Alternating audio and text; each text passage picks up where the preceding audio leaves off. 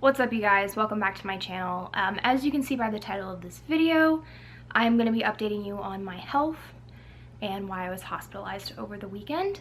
So I'm filming this on, you're watching it on Friday, I'm filming on Thursday.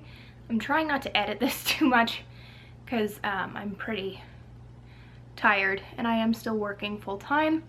But if it sounds like I'm out of breath, it's because I am. So basically what happened was Wednesday of last week, I went to bed after a gym workout with a cramp on my left side in my ribs, and it's one of those cramps that I thought I could, like, you know, if you get a really bad rib cramp, you think you can, like, take a really deep breath, pop the cramp out, right? Okay, so I couldn't do that. So I was like, okay, whatever. So I go to bed. I wake up at 3 in the morning and I have a massive panic attack. And I can't take a single breath without pain. So it was all down my left side on my ribs, and I finally managed to fall back asleep somehow. And when I woke up, I decided to go to urgent care at my local hospital. They did an x-ray and there was nothing on the x-ray. They thought it might be like a dislocated rib. My brain is still so fuzzy. And so that was not the case, so they sent me home with muscle relaxers. I thought it was an Orange Theory injury. I just pulled a muscle there because I woke up and it was better. And then I went to bed that night. The muscle relaxers did nothing. Come to find out, they did nothing because it wasn't a muscle at all. And I woke up the next morning with all the pain on the same spot on my right side. So that was Friday. Yeah, and so I worked until like 4 o'clock-ish, which is basically a full day for me.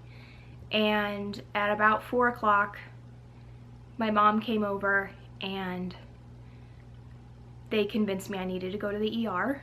Every breath I was taking was painful. And not just like, this is uncomfortable but bearable. It was, I use this 1 to 10 pain scale regularly with my migraines. And I was sitting at like a 7, just breathing. And I mean, if you think about it, you're breathing every second. And it hurt to breathe every second. So we go to the ER, they check me in, and they start doing all of their processes, you know, checking for temperature, for infections. They drew blood while they were trying to draw my blood, and then eventually put an IV in. I almost passed out. I could not catch my breath. I was breathing like really short breaths, like that's how I was breathing. I couldn't breathe from my diaphragm. And I know I mentioned it a few times on my channel that I was like a nationally ranked singer in college and high school. And so when you're a classically trained musician like I am, you naturally breathe from your diaphragm. More people breathe from up here, but I breathe from my diaphragm regularly. That's just how my body's trained. So I could not breathe from down there. And of course, when you're taking really short, shallow breaths, you hyperventilate, you can pass out. So I also am a really hard stick, so it's very hard to find a vein on me. They tried 2 times in the ER until they finally pulled out an ultrasound machine and used the ultrasound machine to find a vein on me. So they literally had the ultrasound like you do with a baby, and they put the needle in and held the ultrasound there and then used it to find the vein. And I have this lovely bruise here from where they finally found one. Both of the veins on my hands are the ones that I usually use, and they both blew, which was great. So I get through the ER, they get me a CT scan, And they have this like checklist at our ER that says, you know, you're gonna get all these tests, you're gonna do these things, and this is how long they take to come back. CT scan says 2 hours. So I'm like, great, we'll be here for a while.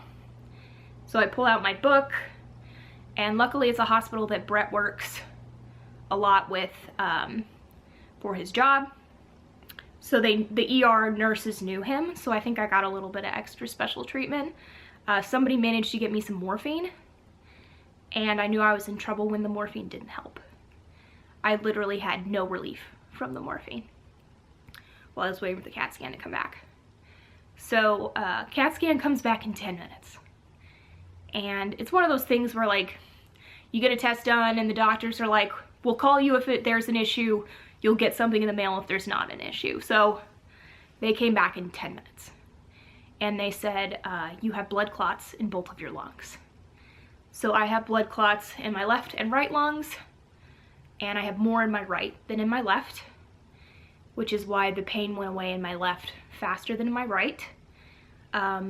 Yesterday, Wednesday, was my first day without any pain.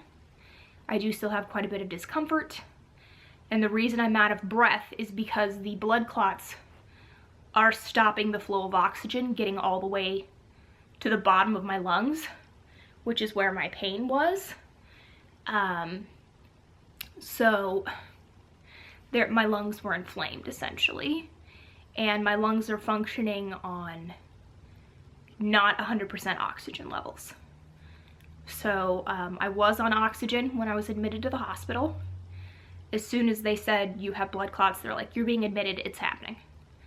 So they rushed me to the ER holding area kind of until there was a room ready for me upstairs, which I'm not really good with time frames because I kind of started panicking. I mean, they said pulmonary embolism and I didn't even know what that meant. I mean, it's not something 27-year-olds get. So they eventually got me a room and started to explain to me what all of this means. They put me on a heparin drip. It's a medication that is a blood thinner essentially, and it was 12 hours, so I stayed overnight. And the reason for the blood thinners is your body is the only thing that can break up the clots, according to my doctors. And so in the meantime, I need my blood thinned so I can get around the blood clots, so that I can get enough oxygen everywhere. So I was really lightheaded a lot, really nauseous a lot from all the pain meds. Morphine makes me insanely nauseous. I hate morphine. So I spent a lot of time not sleeping and being in copious amounts of pain, like a lot of level 9 and 10 amounts of pain.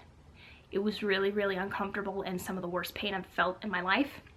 So they kind of explained to me what the pain was. So my lungs obviously were not getting enough oxygen, and they think my right lung, the bottom part, might have actually deflated a little bit, because they might deflate if you don't use them. So I think part of my lung was deflated a little bit, the very end, because if you're not aware of your anatomy, your lungs go all the way up here to your collarbones. So they teach you that in music.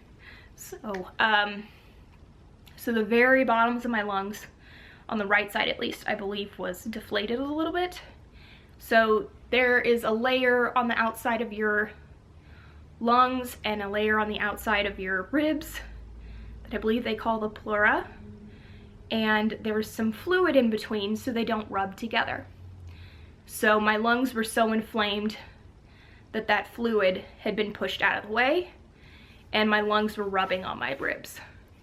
And that is why every breath hurt, because they're supposed to expand and the fluid is supposed to help keep things moving together without pain. So, man, this is a lot harder to film than I thought it would be.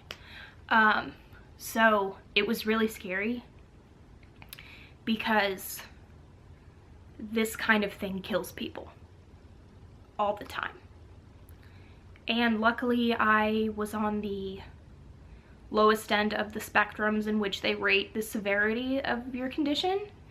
It's like a 0 to 10, and I was a 0 on both of the scales, which is good. But obviously I'm still on the scale because I have blood clots. So this is now a pre-existing condition for me. We are still determining if I will have to be on blood thinners forever. I'm waiting for genetic tests to come back in 2 or 3 weeks. I am cleared to fly for our trip next week, which is good. But I am on blood thinners right now, and I'm doing okay. Thank God I work from home, and my bosses were kind enough to give me Monday and Tuesday off to kind of recover and get resettled at home. It's been really, really scary, and this is gonna affect my future and Brett's future and our ability to have children. It just makes me a high-risk pregnancy. It's not gonna stop me from having kids. But that's a whole other situation. And the reason that they think I got this was because of birth control pills. So obviously you can have a genetic predisposition to just about anything at this point. But most of the time, it's very common for women to get blood clots from estrogen in birth control pills. So I know my demographic here on my channel is like 98% women 18 to 34. If you're on birth control pills that have estrogen in them, get off of them. There are lots of other options. I'm exploring those options. Probably gonna end up with the Mirena, the IUD, that thing. It has no estrogen in it. But if you're on an estrogen-driven birth control pill, get off of it. It's not worth the risk. It is rare for somebody in my age category to have this. And it's very scary, and I don't want any of you to have to go through this. So, moral of the story, I'm okay. I'm recovering.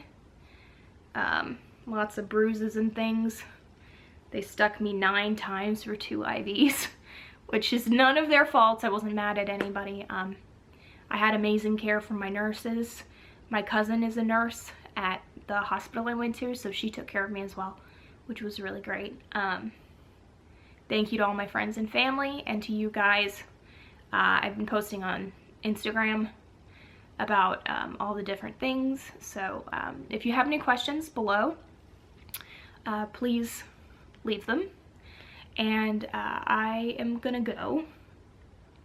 The next video you see will be my DIY jeans to shorts video, which is a lot more entertaining. But thank you for watching. Thank you for your support. I love you, Warrior Crew.